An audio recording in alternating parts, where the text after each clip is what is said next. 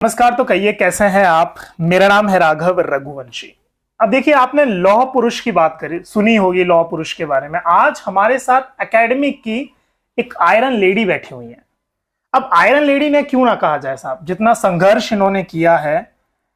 एक साधारण शब्द में अगर मैं कहूं, साधारण वाक्य में कहूं, संघर्ष का कोई पर्यायवाची होता है तो वो नीतू सिंह होती है। इनका क्या परिचय मैं दूं। ये एक लेखक हैं, ये एक टीचर हैं, ये एक मदर हैं, ये एक एंटरप्रेन्योर है, ये एक फाउंडर है साहब। तमाम खूबियां जो होती हैं वो नीतू सिंह के साथ होती हैं। और मेरा सौभाग्य कि मुझे 10 मिनट मुझे मिले हैं नीतू सिंह मैम के साथ बैठने के लिए।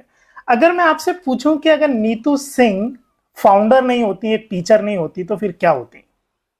मैं टीचर ही होती, क्योंकि और किसी प्रोफेशन में खुद को रखकर मैं बहुत कामयाब या बहुत ज़्यादा बेहतर पोजीशन में खुद को नहीं पाती हूँ। मैं जब अपने स्टूडेंट्स के साथ होती हूँ तो अपने सारे गम भूल जाती हूँ। बहुत अच्छा लगता है, एक पॉजिटिव वाइब्रेशन सा फील होता है। तो मुझे टीचर ही रहने दो। तो कब लगा कि आपको टीचर बनना है? इससे पहले का अगर मैं बोलूं तो ड्रीम क्या रहा होगा?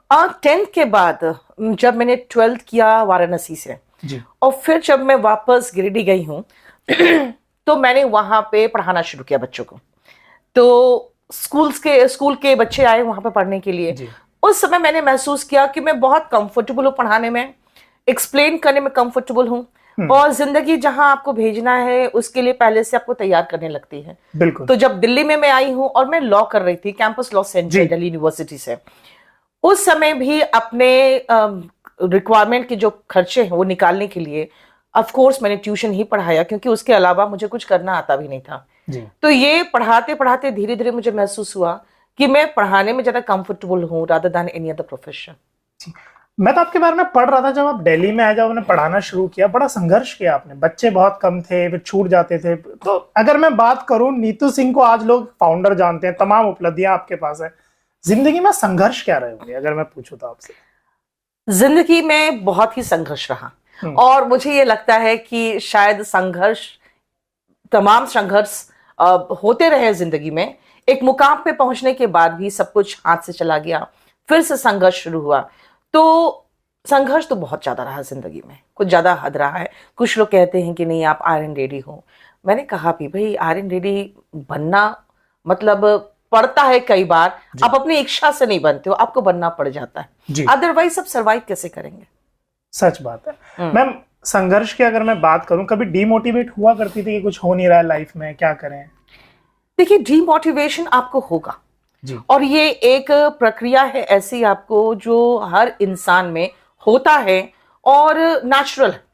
लेकिन फिर से आपको अपने आप को मोटिवेट करके उठना ये बहुत जरूरी है। और ये मैं अपने छात्रों को समझाती हूँ कि गिरना तो होता है, क्योंकि हम लोग सब इंसान हैं जी, लेकिन गिर के उठना यही तो हमारी अचीवमेंट है।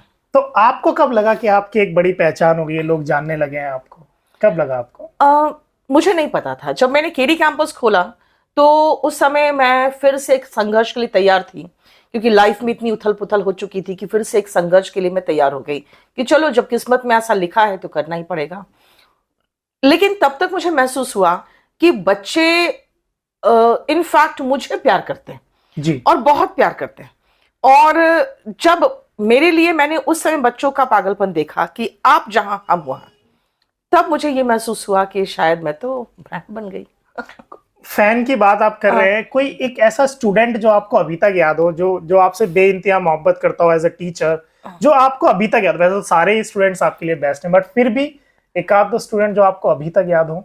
देखिए, मेरे बहुत सारे स्टूडेंट्स हैं, और अगर मैं एक का नाम लूंगी तो ये दूसरे के खिलाफ गुस्ताखी होगी जी। बहुत सारे स्टूडेंट्स हैं 10-10 साल पहले मुझसे पढ़े हैं, और आज तक वो मदर्स डे में या टीचर्स डे में या गुरु पूर्णिमा में वो बाकायदा मुझे मैसेज करते हैं। और कई बार ऐसा होता है जो इधर से गुजरते हैं, फोन करते हैं, मैम मिलने आना आपसे, क्योंकि उनका फीलिंग ये रहता है कि मैम आपसे मिलते हैं तो एक बहुत पॉजिटिव वाइब्रेशन सा मिलता है, और ऐसा लगता है कि बस कुछ कर गुजरना है, तो इसीलिए आपसे मिलते रहना है।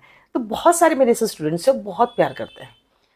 मैम, एक ना आप ही की वीडियो के नीचे एक मैंने प्रश्न देखा, वो कह रहे हैं क्या अंग्रेजी भाषा ही सब कुछ है? जिसको अंग्रेजी नहीं आती क्या वो सफल नहीं हो सकता?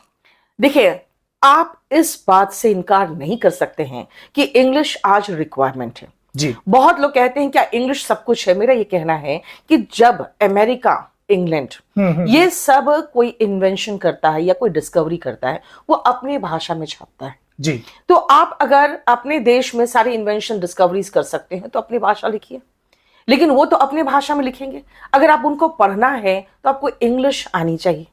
दूसरी बात है, ये सब छोड़िए, मेरा कहना है कि नॉर्थ इंडिया में जैसे गवर्नमेंट जॉब्स की बहुत ज्यादा मारामारी है जी। साउथ इंडिया में इतना मारामारी क्यों नहीं है? उसका एक ही रीजन है कि उनके पास टेक्निकल नॉलेज होता है। जैसे वो जनरली टेक्निकल नॉलेज में वो अपना ग्रेजुएशन वगैरह करते हैं जी। और अगर नहीं भी करते हैं तो उनके पास इंग्लिश होता है। करेक्ट। प्राइवेट जॉब उन्हें आराम से मिल जाती है। गवर्नमेंट जॉब के लिए स्ट्रगल करते हैं नॉर्थ इंडिया वाले, क्योंकि प्राइवेट जॉब में आप जब भी जाइएगा आपने एक चीज मार्क किया होगा कि इंटरव्यू के दौरान बात करते करते वो इंग्लिश में बात करने लगेंगे आपसे, और अगर आप इंग्लिश में फंसते हैं तो जनरली 10 में से 9 बच्चों का सिलेक्शन नहीं होता है। करेक्ट। फिर वो कहते हैं कि नहीं इंटरव्यू में ये प्रश्न छूट गया तो वो छूट गया था। बेसिकली वो कम्युनिकेशन स्किल आपका देखते हैं।